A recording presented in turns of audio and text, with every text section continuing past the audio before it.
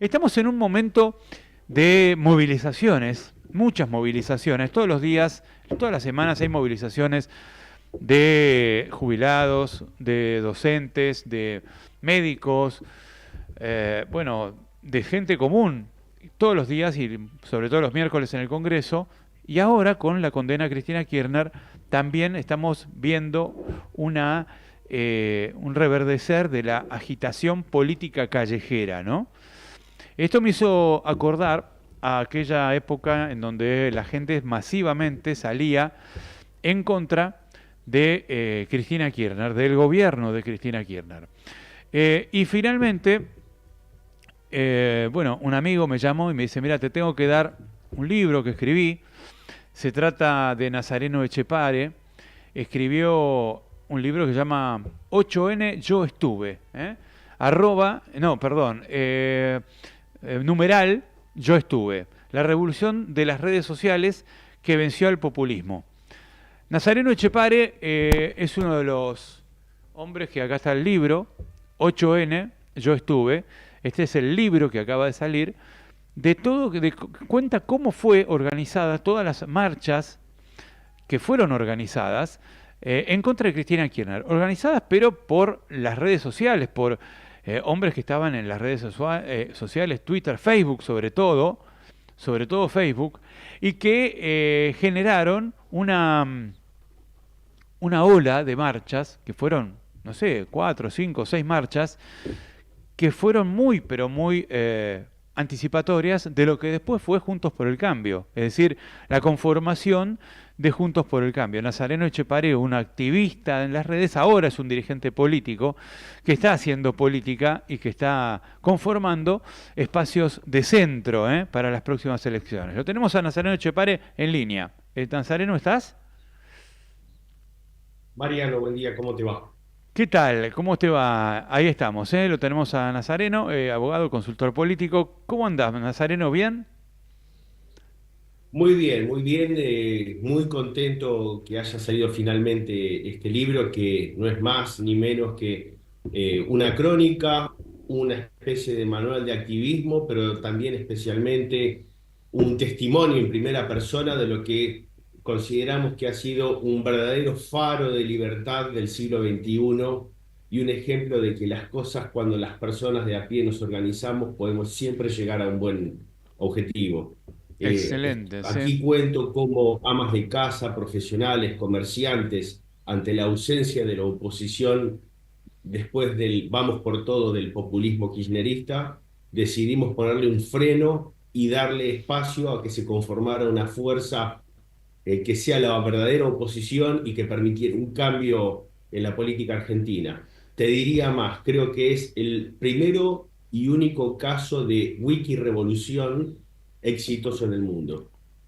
Pero Con en esto te quiero aquella época decir también había que, habido otras revoluciones también generadas, ¿no? En las redes sociales, como Egipto. Vos las comparás en el libro.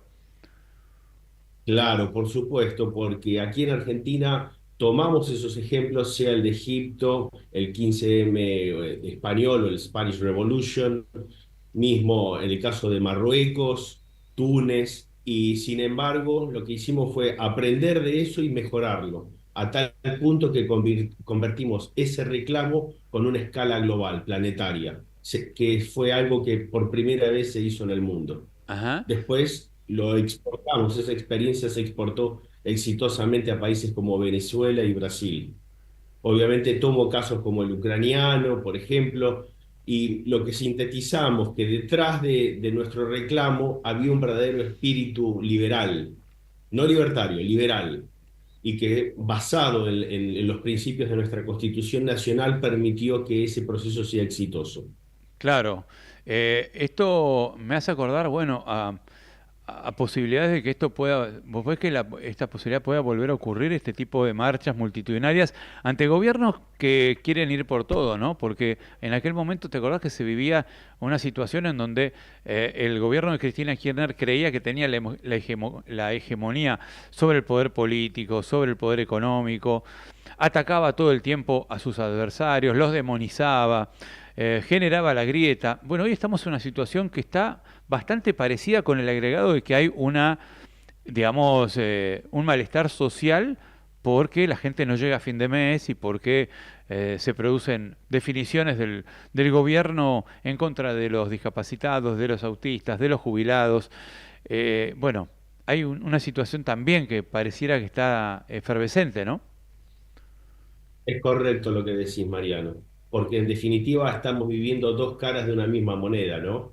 Ujú. Populismos en el de derecha o de izquierda, pero siempre basado en los personalismos, en el ataque a los individuos. Es vergonzoso que hemos llegado al punto que el presidente de la República se la haya agarrado con un chico con discapacidad, porque tiene autismo y de 12 años. Es una cosa que no lo hemos visto nunca en nuestra historia reciente. Tal vez lo más Es vergonzoso que nos hizo vivir Cristina fue el ataque a un abuelo, es pero insólito. parece que los populistas se van renovando y van escalando en el nivel de vergüenza que nos transmiten. Absolutamente. Y ves este potencial de movilización. Bueno, están pasando muchas cosas. Lo de, por ejemplo, lo de la condena a Cristina Kirchner también está volcando a la gente a la calle, pero en este caso a favor de Cristina Kirchner, ¿no? Bueno, en efecto, lo que muestro en el libro, que nosotros le ganamos a Cristina. El movimiento callejero del 8N y de Ujú. redes sociales derrotó al kirchnerismo. En cambio, este nuevo movimiento que nació en nombre de la libertad en un canal de televisión que pertenece al masismo, lo único que hizo fue darle nueva vida. Y hoy es un problema para el gobierno. Porque si nos remontamos a las elecciones recientes, tanto en la ciudad de Buenos Aires como en Misiones, hubo un 50% de inasistencia, algo histórico. Solamente lo habíamos vivido en 1931 y en el 2001. Y en el 2001, 2 meses después, explotó el país. Con esto tenemos que estar muy alertas porque es evidente que la situación económica se va deteriorando porque no hay plan, porque este gobierno económicamente está terminado desde junio del año pasado, porque tuvieron la suerte que el Fondo Monetario vino en auxilio de ellos, que frenó ese trote financiero para que no se convirtiera en corrida bancaria y que ahora no logran cumplir con los objetivos del Fondo Monetario. Es más, tuvieron los ingresos que le había permitido el blanqueo, sin embargo la gente no les dio ese voto de confianza y fue retirando el dinero de los bancos. Y Bueno, ahora, recientemente, en un estado casi de desesperación, están planteando retirar, perdón, sí, sacar los fondos, los ahorros de los colchones para poder volcarlos al mercado. el Pero plan sin Canuto, embargo, el plan claro, el Canuto. plan Canuto. Pero no está Pero dando sin embargo, resultado, no está dando está el resultado. ministro de Economía que él no va a usar su canuto, que lo va a mantener en el exterior, porque evidentemente no confía en su propio plan. Claro, no, pero cuidado, cuidado, cuidado. Él no lo trae porque lo tiene declarado. No es porque, digamos, porque no lo quiere traer porque no confía en el país. Simplemente como es legal porque lo tiene declarado, bueno, tiene varios miles de millones de pesos afuera y no los trae. Una cosa, un argumento bastante pueril, ¿no? Porque en realidad, si vos No, estás hablando del si plan es el mejor Canuto, ministro de la historia, no es el mejor ministro de la historia, ¿acaso no confía en lo que está haciendo? ¿Por qué no invierte en el país? no, claro, tal cual, tal cual. Yo coincido con vos, porque acá de lo que se agarró Caputo, en ese famoso entredicho con un periodista del portal El Destape, fue, no, pero vos me estás faltando el respeto. Yo lo tengo declarado afuera. O sea, no lo tengo en negro. Y esto es para los que tienen dólares en negro. Pero ¿qué me importa si Lo están que pasa es declarados que o están están en negro? El declarados tema es que los tenés está. afuera. ¿Por qué no los pones a producir en la Argentina, digamos, a invertir cosas en la Argentina, ¿no? Es decir, estamos confundidos hasta en eso, ¿no? Es que no le dijeron corrupto, pero él entendió que lo estaban tratando de corrupto. Claro. Estaba bastante sensible con el tema de la corrupción el ministro. Ese Ujú. es el problema que tiene. Pero no le está funcionando Bueno, nada. Ningún conejo de la galera que está sacando le está funcionando. Fíjate, hablaron del plan del Fondo Monetario, dijeron 50 mil millones de dólares en mayo. Hay 36.000 y todavía reservas netas negativas, no cumplieron la meta del Fondo Monetario. El Fondo Monetario tiene que patear un waiver para adelante y los 2.000 vendrán en el caso que vengan el mes que viene y no ahora. Después, emitieron deuda por 1.000 millones, no alcanzó, siguen las reservas negativas, emitieron el plan colchón, no alcanzó, no está llegando la gente, no le está sacando del canuto ni del colchón. Ahora anuncian 7.000 millones. Es decir, pareciera como que todos los conejos que van saliendo no alcanzan, están flacos los conejos. Bueno, pero a eso súmale que peor que un mal plan económico es un gobierno que no tiene gestión. ¿Cuántos ministerios efectivamente funcionan como corresponde? ¿Cuántos ministros tiene Milei? ¿Acaso tiene solamente uno, que es Guillermo Francos, que le gestiona la política? ¿Cuántos éxitos en las otras áreas, sea educación, sea trabajo, sea salud, se puede arrogar este gobierno?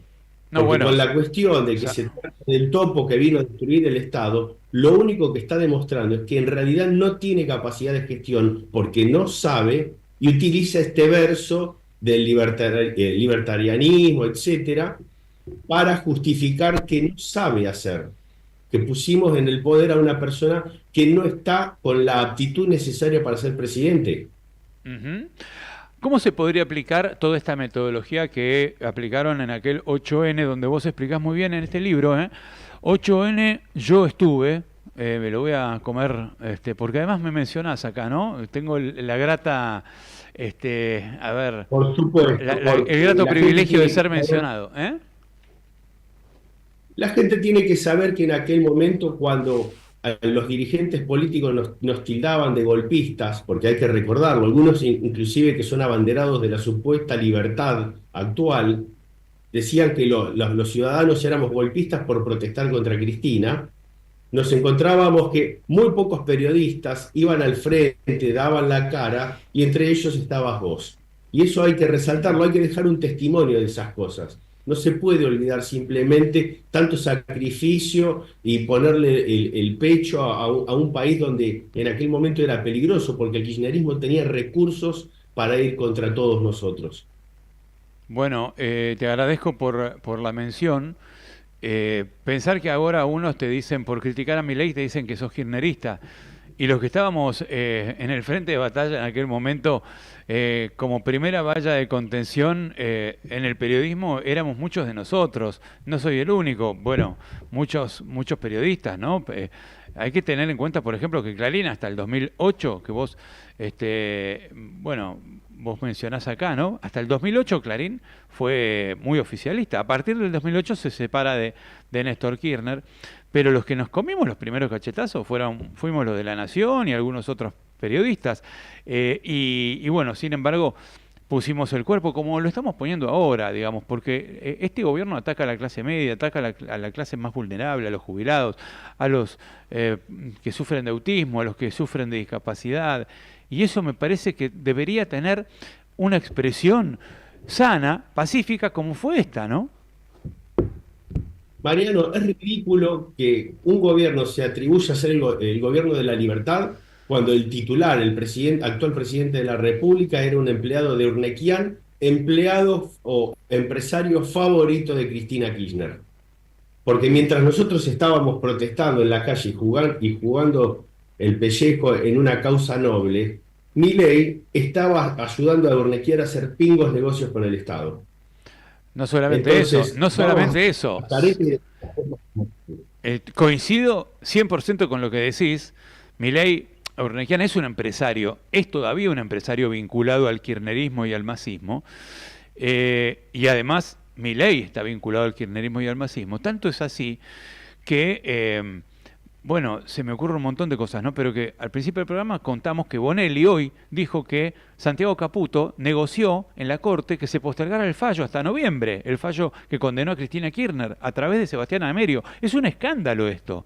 Es verdaderamente un escándalo que se haya hecho así. Está puesto en una... El gobierno que postuló a Ariel dijo para la Corte. No tienen cara, es ridículo. Han excedido todos los niveles de ridículo tolerable.